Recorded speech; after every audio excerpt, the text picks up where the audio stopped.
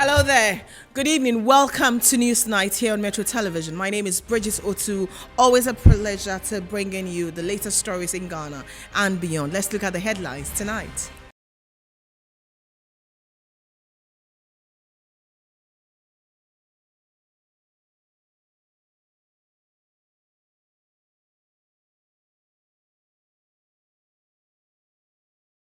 Kumasi Traditional Council directs management of Kumasi-based Yoruba FM and TV to temporarily halt operations following comments made by the leader and founder of the United Progressive Party, Akwesi Adai Odike.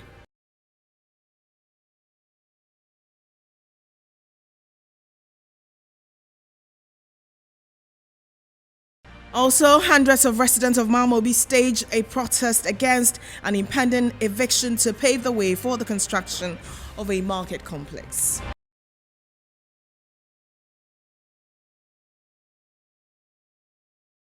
Parliament's Government Assurance Committee serves warning notice to ministers of state who fail to appear before the committee to account for their stewardship.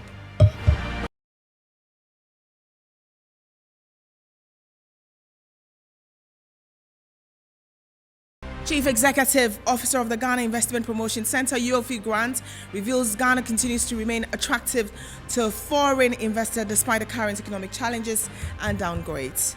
And in news from elsewhere, Russia's president signs a decree which could see 137,000 service personnel added to the country's armed forces in the coming months.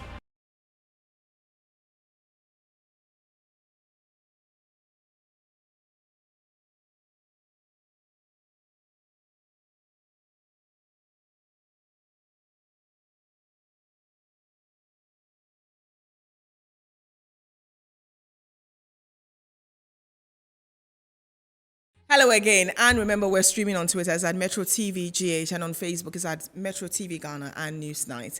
Our very first story tonight, and the Kumasi Traditional Council has directed the management of Kumasi-based Yoruba FM and TV to temporarily halt operations effective Friday, August 26, 2022. The Traditional Council is also demanding an unqualified apology from the management of the station over comments made by the leader and founder of the United Progressive Party, Akwesi Adai Odike, on its platform. Odike incurred the wrath of the Kumasi Traditional Council following comments he made against chiefs questioning their role in the fight against illegal mining activities in the Ashanti region. He was also accused of threatening to incite the youth to rise against chiefs if they failed to play their roles in curbing the illegal mining menace. His comments were, however, described as distasteful and disrespectful by members of the Kumasi Traditional Council. The council is asking the management of the media house to use proper, traditionally laid down procedures in rendering the apology. The Kumasi Traditional Council, led by Bantam Hene Bafo Wusu Amankwatia the 6th, made the announcement a while ago. Someone see a Odike card your pen. I am on a moment platform money. Na Odike Casad and Guntimin. If it's a son and family, home office as some get to Abby. Naka Bay and Ka Dibimo drove Yana Nanumia, Yeni Besso. Ya besom near tumofo nyina ama ti said na nanum kan no ya me ne omo ya adwene no mun sem mun kopedi bima emu duro na mun fama na nanum ni na se mo pese ye hu se mo nu ho dia enne mo dawro emma asante my Ghana man nyina wiase nyina anche semafom ntimo pa o macho enam senti samo pese menhia hu se manya nu hu no enti efri fiada akopem sa asem ye be kan wie no radio station no muntimi mwe na no ne hu se manya nu hu na sa nu dia amadia menya sure se mo ba ha na nanum num betini mremremre.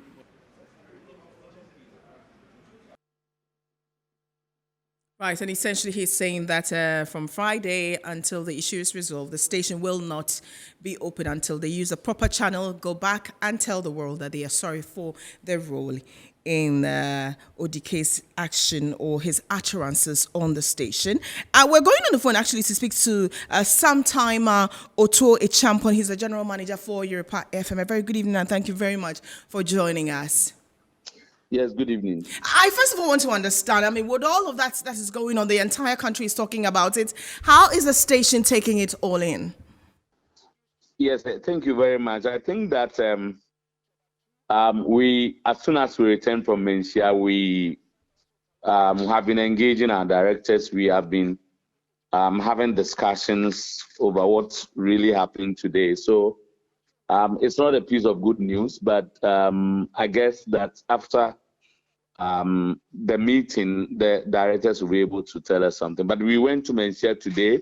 We had apparently gone there to say sorry for what transpired because we agree that the discussions on that fateful day did not go well. I mean, it's something we are not hiding from. So we went there to say sorry for what happened, but unfortunately, our plea was not taken. Our apology was said not to be enough. So they directed that we come back on Monday. But before we get there on Monday, indeed, if you want to have a smooth sailing meeting with them on Monday, then we should go off air. Okay. Apologize this evening, go off air from tomorrow until the issues are resolved. So okay. It's not something we are you were there today, and there's a letter from the Promise Broadcasting, of which Europa TV Radio are all under, and there's a letter dated 23rd August 2022, which says apology to Mensia. Was that letter sent to them, or was that the letter that you went to present,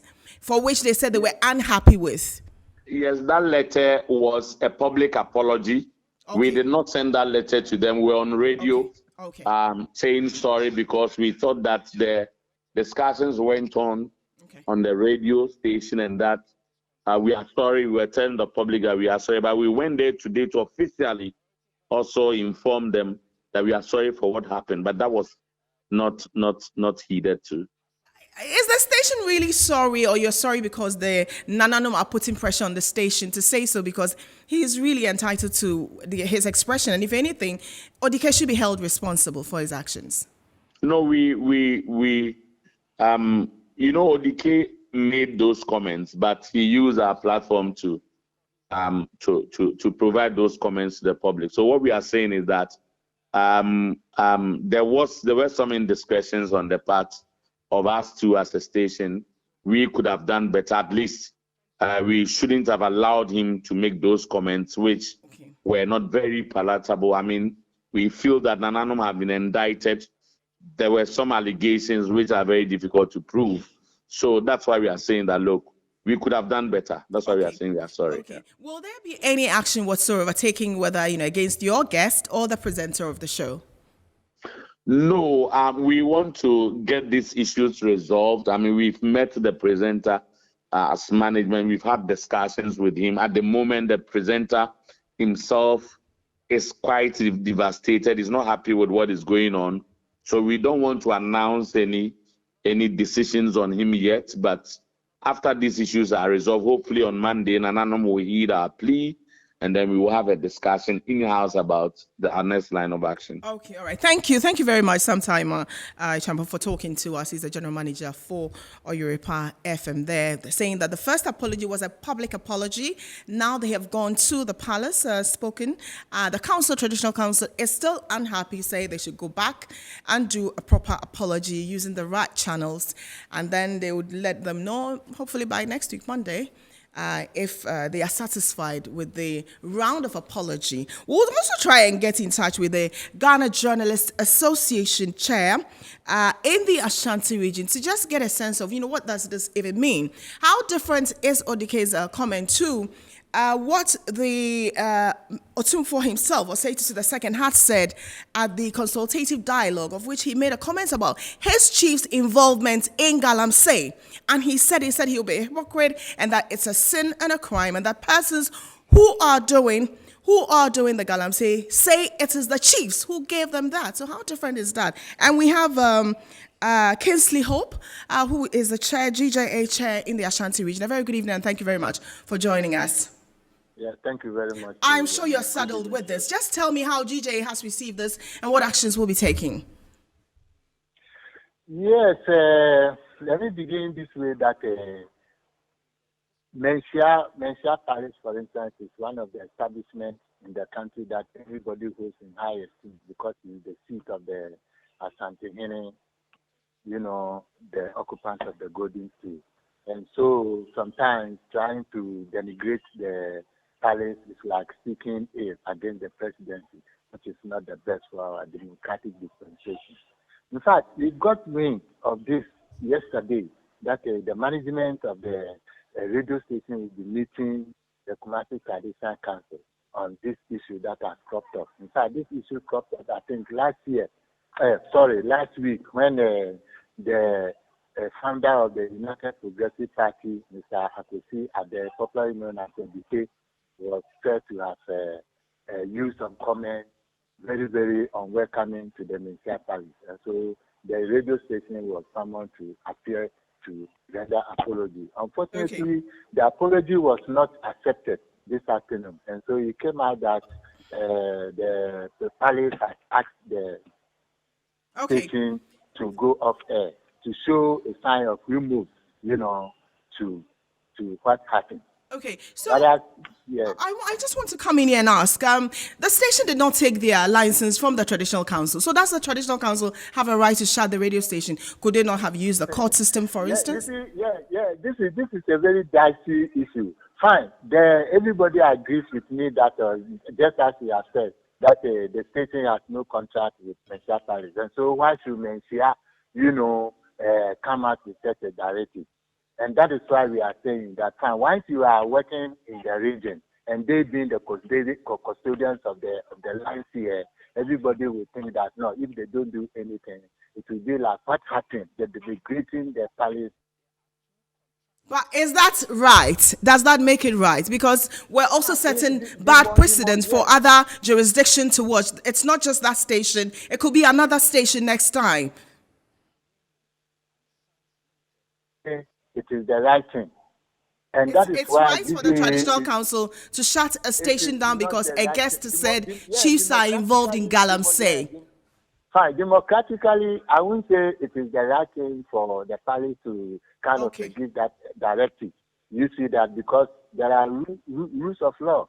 And I am appealing to the palace that they should kind of exercise restraint and endeavor to use due process of law to address the concerns. People can come in here, the National Media Commission could be petitioned. You see that democratically, the National Media Commission could be petitioned to take the matter from there.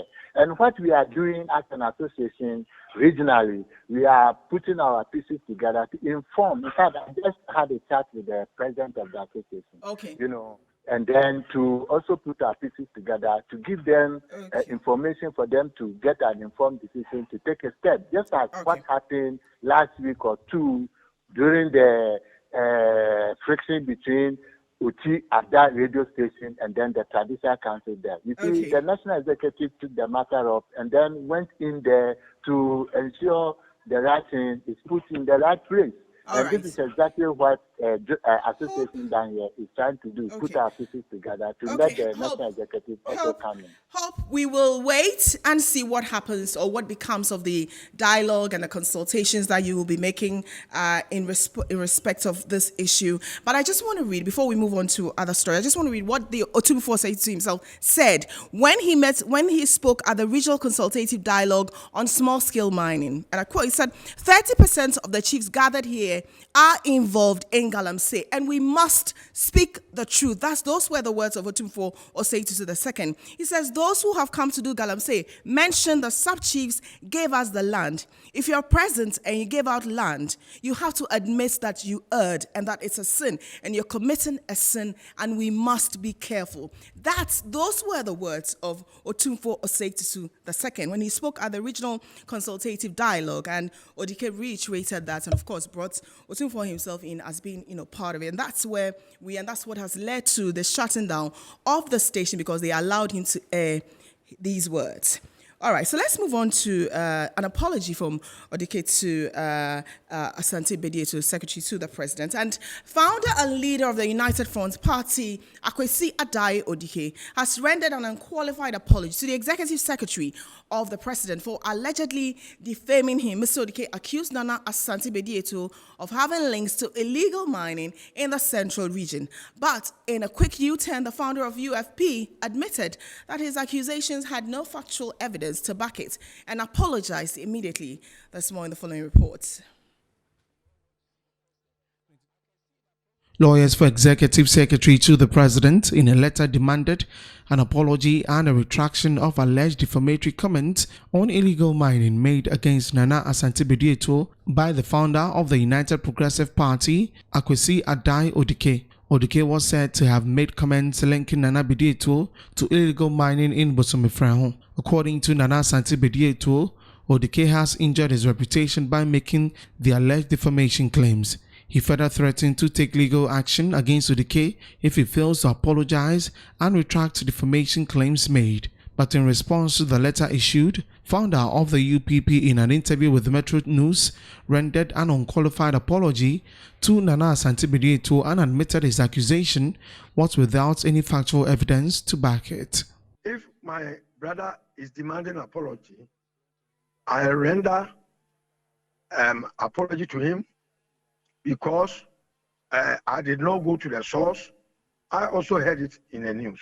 So whatever I said, that might have caused his reputation being ruined. I'm very sorry. And I render apology to him.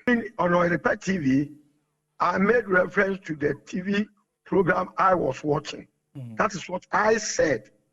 I didn't say I saw it myself, but I did that in reference to what was in the news.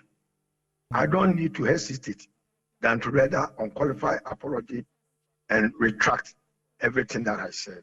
I've been doing this since morning, not only your network. I've spoken on so many networks, retracting the story and also rendering apology to him. So I'm working on it. I didn't say I saw it myself, but I did that in reference to what was in the news.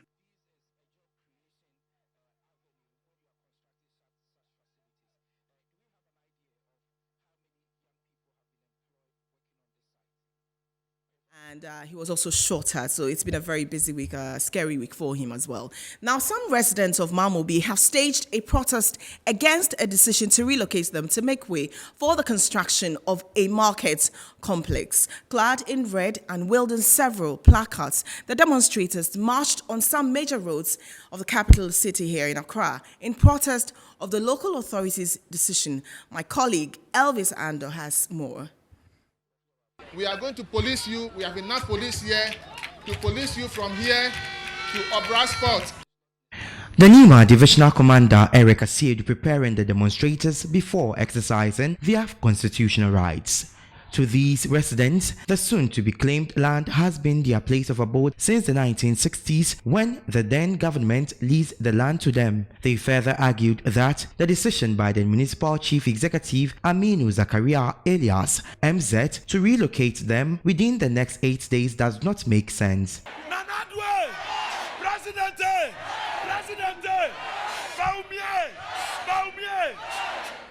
We are Ghanaians. We are not disputing the fact that the land belongs to the state. But at least they should have a human face to consider us. They should have a human face to have a sympathy that we are Ghanaians.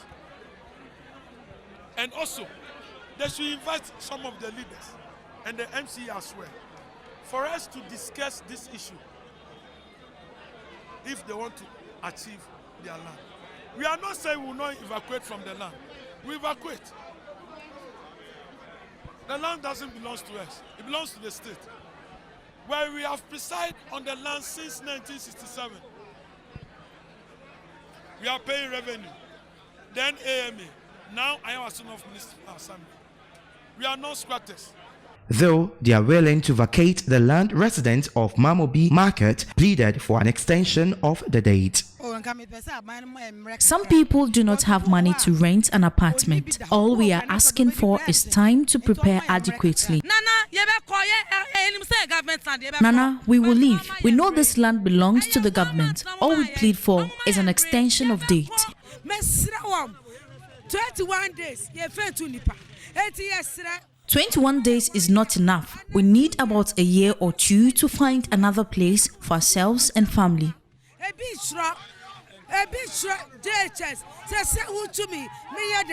The demonstration, which saw the Mamobi Market residents walk through the capital street of Accra to Obra Sports, ended with a petition to the presidency and various stakeholders to intervene in the matter. And political analyst Jonathan Asante Ochery says the New Patriotic Party should be worried at the attack on the NPP members of parliament by the Asantes. Now, since Ashanti region remains their stronghold of winning presidential elections, and he said this in an interview with Metro Television after some angry residents within Amanchia and Kobing in the Echuma Mwabieja South constituency of the Ashanti region agitated against the Member of Parliament for the area, Emmanuel Ejay, over their poor road network.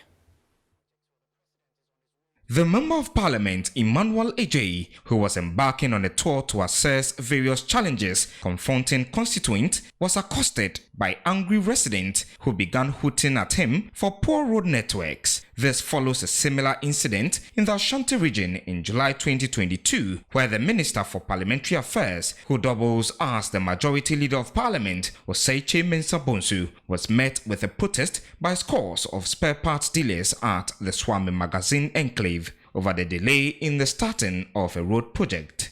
However, a political analyst, Jonathan Asante Ochery, says the president must show working by constructing more roads. He says if President Akufo-Addo pays attention to developmental projects in the region, it can help them win the 2024 elections. The indigenous people of such areas find it difficult taking up their own, and they always pray and wish that and hope that things will get better. But if you look at the current trend, you see the Ashanti youth coming out vociferously, attacking their MPs and virtually rejecting the headship of the party itself at the Jubilee House, you understand. And it is not once, it is not twice. It's been regular. Now, it is now taking the turn of mob action.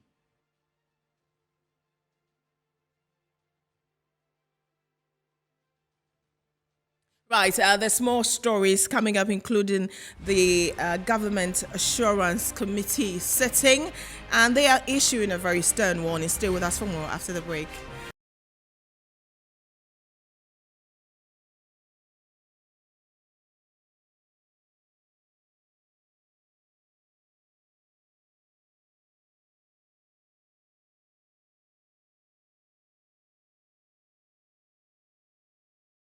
Welcome back to Newsnight here on Metro Television. We're live on Facebook at Metro TV Ghana and at Newsnight, and on Twitter is at Metro TV GH.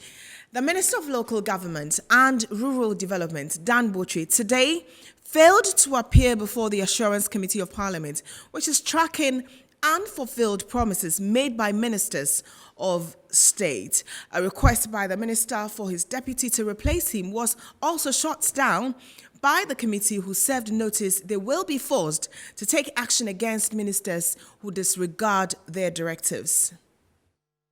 Standing Order 174-2 of Parliament mandates the Committee on Government to pursue all assurances, promises and undertaking given from time to time by ministers of state. The committee, however, could not scrutinize Local and Rural Development Minister Dan Botry on Thursday after he had communicated through the chairman of the committee that he was currently with the president on an official tour in the northern region. They regret to announce that the minister is on tour with the president and could not come before us. And per our principle, I think they heard us loud and clear, that per our principle, the initial arrangement to have the deputy minister stand in for the minister was turned down by the committee. Ranking member of the committee, John Otibles, expressed disappointment in the failure of the minister to appear before the committee. Appearance before this committee is an obligation. So they must ensure that anytime they are called upon to appear before us, they should do so. And President Akufo-Addo has taken a swipe at the NDC for failing to develop the Yape-Kusagu constituency despite being rewarded with votes from residents over the years. The area, according to the chiefs, is bereft of the needed development, but the president assured them that their concerns will be addressed. On the second day of his tour of the Savannah region, President Akufo-Addo assessed progress of work on an Agenda 111 project at Daboya. He then inspected an ongoing construction of the 71-kilometer Fufoso-Bunjai Road in the Yape-Kusago district of the region. At Ideba, the Yape-Ura outlined a number of challenges confronting the community, including the absence of a senior high school in Kusago and a lack of electricity in 17 communities in the district. No secondary school or senior high school and no senior technical school. We are appealing to you, Mr. Chairman, to offer us a senior technical institution to be located in the Kusago traditional area. Your Excellency, there are about 17 communities which do not enjoy this facility. We are aware that there is a project that was offered, and some of the villages in the Kusago traditional area have electricity now, but these 17 communities still do not have electricity. President Akufo-Addo urged the chiefs to keep faith with his government to deliver on its promises. The things that surprises me a little bit, I have to confess, I'm here, we have to speak the truth to each other, that Yape Kusago, since 1992, I've known two people who have been the members of parliament for Yape Kusago. What this tells me is that the 8 elections that we have had in Ghana since 1992 have always gone to the National Democratic Congress. And yet when I come here, I hear all of these demands. The young man who for a long time was Minister of Power, 17 communities in his district still have not been connected to the electricity grid. But Yape-Ura, you're lucky. You have me as the president of Ghana. I'm going to do it for you. In the same way, no secondary school, no senior technical high school in the whole of the Kusago area. Yape-Ura, I'm not here on a campaign. I'm not here on a campaign. But I think that I've said enough for you and the people of Kusago to think about your vote in 2024. The Debere Inland Port, which is expected to facilitate the transportation of cargo from Tema to the Savannah and Sahel regions, is touted by the president as one of the key transport infrastructure which will boost economic activities in the region. The president speaking at Yape Kusago. Right. And some unemployed nurses and midwives in the northern regional capital, Tamale, have disagreed with explanation given by the Youth Employment Agency in relation to training and deploying senior high school graduates to CHIPS compounds across the country. According to them, unemployed trained nurses must be posted first. They spoke with our northern regional correspondent, Al-Hassan Dibaba. Government, through the Youth Employment Agency, YEA, hinted of its plans to employ senior high school graduates to work at CHIPS compounds in the country. After receiving a backlash, VAT 2019 to 2021 badges of trained nurses have not been posted The YEA clarified how roles to be assigned are not professional nurse duties, hence defending the new module. Speaking to some unemployed nurses in Tamale, they expressed their worries over the idea, calling on government to post all the trained nurses before thinking about training senior high school graduates to work in those health facilities. We have gone to school to be trained on that. We don't know what is to send them to do. Instead of employing widows in the house to go and occupy it and do the work which is supposed to be done properly, he should look at it very well and then think of what to do next. So I am appealing to our leaders. They should sit up and fight, because now they are sending nurses to, should I say, they are weakening the profession. Instead of you to employ nurses, the professionals, we pay school fees, train, now we are in the houses. Our parents are looking at us.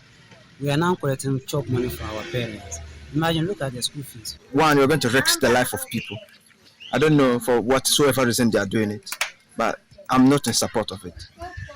I am supposed to do the work. I am there. Employ me and pay me. I don't know how much they have to pay them, but we were supposed to be employed. Even we were made to apply. They open a portal and say we should apply. We've applied, and till date we haven't heard anything from them. On the street of Tamale, residents also expressed their displeasure towards the idea, calling on government to rather engage the unemployed nurses to improve healthcare delivery in the country. What is it that he wants? What is he trying to prove, actually? Because I don't see why trained nurses be in the house and then you are going to employ SHS graduates to come and do what? You know, it's like government is trying to play with our lives. And let's talk about some stats on HIV and AIDS. And recent statistics from the National STIs and HIV/AIDS Control Program suggest a total of 23,495 people tested positive for HIV in the first half of 2022. According to the program, the figures have surged due to the failure of many people to protect themselves. When was the last time you tested for, you went out to check your HIV status? Was it last month? Last month was the last 2 months when I was not feeling well. I went for checkup. I just went to hospital. I was not feeling well, so when I went, then they checked everything throughout. Which do you prefer, protected or unprotected sex? At the first, why should I protect myself? I can't eat toffee with rubber. I can't drink cocoa with rubber like that. I need to enjoy rawly, feel rawly. Yeah? I need to enjoy everything little so that I know this is what I'm enjoying. Why should I be scared of something? No. No, but you know, because of these STIs and STDs, friend, I'm not scared of any disease. I'm a disease on my own. When was the last time I called hospital say one kasa check HIV status? Minko. Oh, say me ankasa me hwe mu so yie. Na me nipa bia me mpefi. I don't go to the hospital. I practice proper sanitation habits. HIV dey enfa efin ho. Oh, say enu su no HIV enam yare. Etimi nam enam aduane a ubedi. Oh, me prefer condom. Say bema bia dey o so ntimi bon ho ban. Na ntimi hwe ho so yie because yare na dosun e wo kru. So until say want me and show you you bet me akofa yale bia eno no udwin a unti ase hospital kra me call ya che pa almost be me pan say be 5 years in me call hospital kra da me ka say I have not visited the hospital since last 5 years, even though I would love to. It's important I do because I have multiple sex partners. So far as I may be my say me holy me ne ma have sex near the identity me to me meko pa na say who from what you are saying only one sex partner bebre. Okay, like any bebre but just me ni one sex partner. Which one is your preference? The one say with condom and answer without condom? With condom because I prefer protected sex to unprotected sex. I think say where be man now pair and band there so you condom for rare. When it ya. So share HIV no send ya shase no. Omusi peja no man ye hu abase se unya bia. HIV has been touted scary, so it feels uncomfortable to go testing. The stigmatization is also unbearable. Ebe free ni pem se okoye dey okocheck ya se obia nti enam sa de na ba nti me nim adwene mu kra se sa me na nwene ho kra. Well, some of them also have some piece of advice for Ghanaian youth. Ma wo ye ne de advice am de be ma wo say first of all no enya de papa onwale now ye sex ya enya wo ye Kristo ni ana se wo ye Islam ana se wo ye sex is ungodly for single people. Onwale ya sex ni ni ho ma ho ma wo no ma o ma dey o ma wale metumi aga chebe me bia say adwaman ana se me van say too much of guests and too much of sex no ube chenyi mamu no enye ka be me bia jai dey na kaye pa. Interesting comments on the surge in HIV/AIDS. We'll be back with more business. There's no Ken and there's no Winston, so I'll be back with business. Stay with us.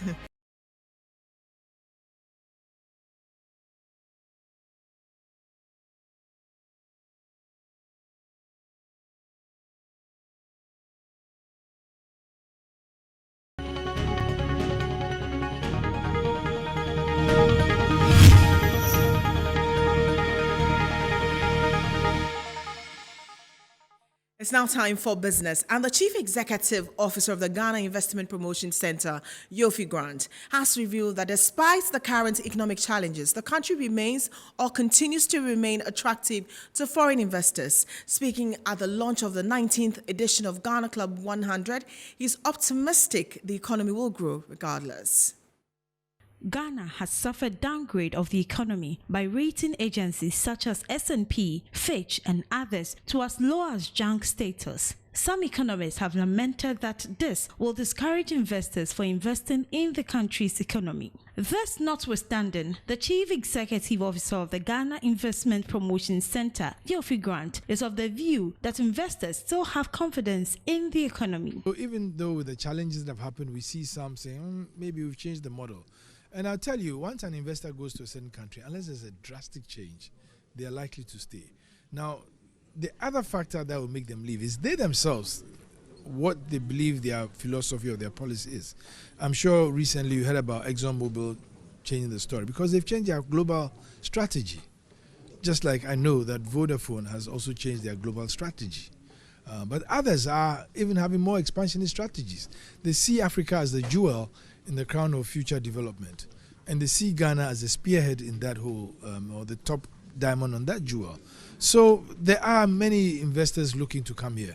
I mean, I know next week we are hosting two very important investors who are thinking of coming to do amazing things here. He has been speaking on the need to increase foreign direct investment. That perhaps we should start looking at foreign direct investment as projects. Many countries look at them as projects and license them. We only register. And when they come to register the first time and they even increase their capital, they don't come back. So we want to put it as when it's a project, you can monitor and then you can tell when there's expansion, they have to tell you, they have to report, so you can keep track of it. Because for all you know, we might be losing up on some of the numbers because we just don't get it. We don't get it. It's not just the initial capital they bring that we should register, but the cost of the, and I have seen it happen that, and that's why sometimes our numbers differ from the central bank, because they only look at the cash component of it. He said this at the launch of the 19th edition of Ghana Club 100 Awards. The theme for this year's award, Ghana's private sector, a catalyst for post-pandemic economic transformation. Mineral water producers Voltic Ghana has introduced a new beverage brand into the Ghanaian market to delight consumers on the go. The launch of the HOLLANDIA CHOCO malt product forms part of the 2-pack size in the company's quest to satisfy consumer needs and expectations. Since it was introduced, Hollandia yogurt has strived to keep to its brand promise of nourishing goodness for every moment. Made with milk, MALT and CHOCO. The Hollandia Choco Malt, with the tagline "Instant Goodness on the Go," delivers a refreshing product that helps consumers to stay focused and improve endurance. Speaking on behalf of the Minister of Trade and Industry, the Deputy Minister of Trade and Industry, Michael Otrebefi, observed that such initiatives would shift the paradigm from importation to exportation in the country and promote economic growth. I believe that time has come for Ghana, the whole of the system, for us to shift the orientation or change the paradigm from importation to export. And we can only export when we do a lot of, industrialization, when we set up businesses or when we set up manufacturing businesses to grow our products here. When we do that, the essence is that we'll be able to sell some in the country. Na Adokaile Amofa is the country human resource manager. The good thing about Hollandia Choco Malt is that it comes as a total convenience package. It takes away the whole stress of having to prepare breakfast in the morning. And for people who are willing to go on the go and don't have the time to, sit and prepare breakfast, this comes as a total pack. It's already made. You just grab it, you have your breakfast, and you're on the go. Managing Director Flora Jika also challenged producers of locally made products to create more jobs in the country. VGL has been very successful in working with our industry partners to create recycling opportunities through GRIPE and through other means. We source all our raw materials locally in Ghana, and we've been able to create jobs downstream because of that. However, our new innovation, Choco Malt, our yogurt, some of the raw materials we use are not sourced locally. And that is a challenge for me that I would like to put out. We need to create jobs downstream with this. It should not end with us manufacturing. The Hollandia Choco Malt comes in 200 and 300 ml and is adequate for individual consumption and considered the right drink to satisfy hunger and taste on the go. Right, and Ghana's consumer price inflation will average 25% and 15% in 2022 and 2023 respectively, FITCH Solution has revealed. Now, Ghana's private infrastructure investment is set for a medium-term recovery. In a report by FITCH Solutions, a data, research and analytics for credit risk strategy, it said while inflation will threaten to undermine project revenues and thereby exacerbate revenue risk for both domestic and foreign investors, project costs will go up. Ghana imports large volumes of construction materials with domestically produced cement, amounting less than 60% of domestically consumed cement throughout the largest part of the past decade. In 2021, FITCH Solutions said Ghana's trade deficit for iron and steel products is estimated to have exceeded $1.2 billion, up from an estimated deficit of over $780 million worth of iron and steel products in 2020. In the medium term, FITCH Solutions said Ghana will likely recover as a supportive market for private infrastructure investment in sub-Saharan Africa as revenue and project cost risks subside and investor benefit from a comparatively strong institutional and legal enabling environment, as well as relative political stability and a positive track record of private infrastructure investment. Right, and that's it for business. Phil John Kwate-Bannerman is standing by with sports. The U.S. Open is just a few days away. Curious is in the news and so many others happening in the APL. Phil. Certainly, the U.S. Open will start on Monday without a gentleman from Serbia because of COVID-19 issue. This and more. Up next, we bring you sports.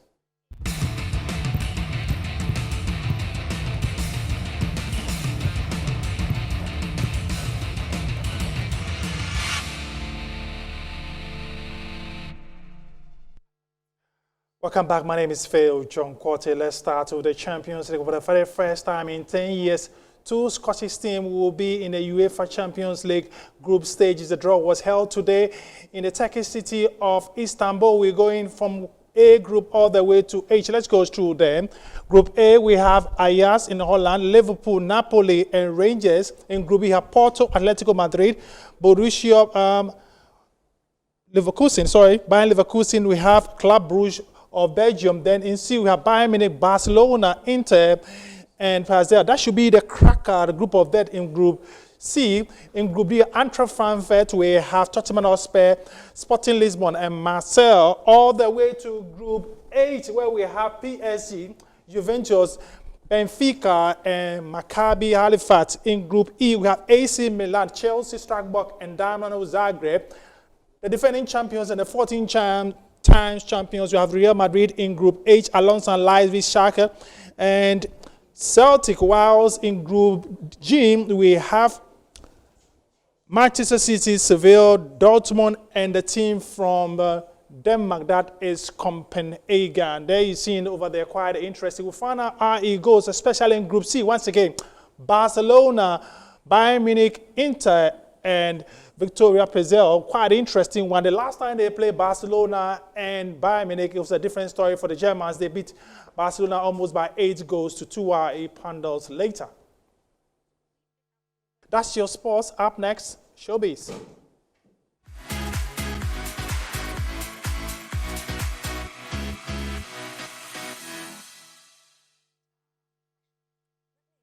It's now time for entertainment. Now, one of the biggest outdoor events, Ashaman to the world, is scheduled to come off next month, with thousands of patrons expected to be in attendance. Reggae dancehall artist Stoneboy, as part of this year's event, was spotted cleaning gutters at Ashaman ahead of the concert. There's more in this report. Stoneboy's Ashaman to the World concert has earned recognition as one of the most popular and largest artist-led free music festivals in Africa, celebrating arts, culture, and music in his native town, Ashaman. The 7th edition of this year's concert is scheduled to take place at the Sakasaka Park in Ashaman on September 3rd, 2022. Now, following the success of the 2019 edition, which drew 100,000 people, this year's edition will be a week-long celebration. The event will include sporting activities, arts and culture displays, and health screening. It also includes cleaning off the gutters in Ashaman, where Stoneboy was seen distilling the gutters as a prelude to kickstart the event. Okay, next is international news.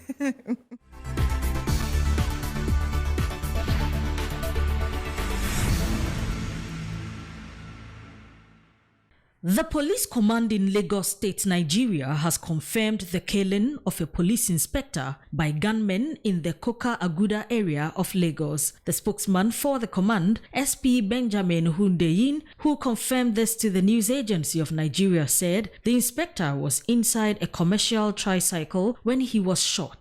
A forum initiated by Guinea's ruling junta to overcome divisions from a troubled past recommended Wednesday that trials for political violence in recent decades be swift, and the Truth Commission set up. The head of the junta, Colonel Mamadi Doumbouya, the instigator of the national conference aimed at reconciling Guineans, promised to give sympathetic attention to the 45 recommendations.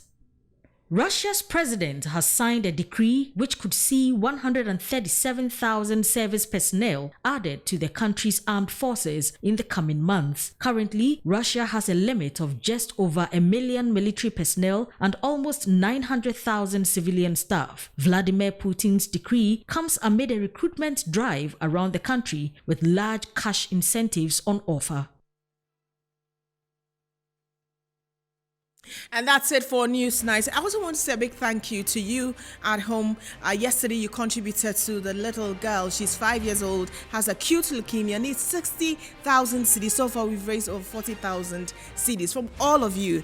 We have 20,000 more cedis to give. 5, 10, 20, 100 cedis. Please donate. The numbers are on all our social media platforms and Metro TV handles. Thank you again for supporting her. Good evening.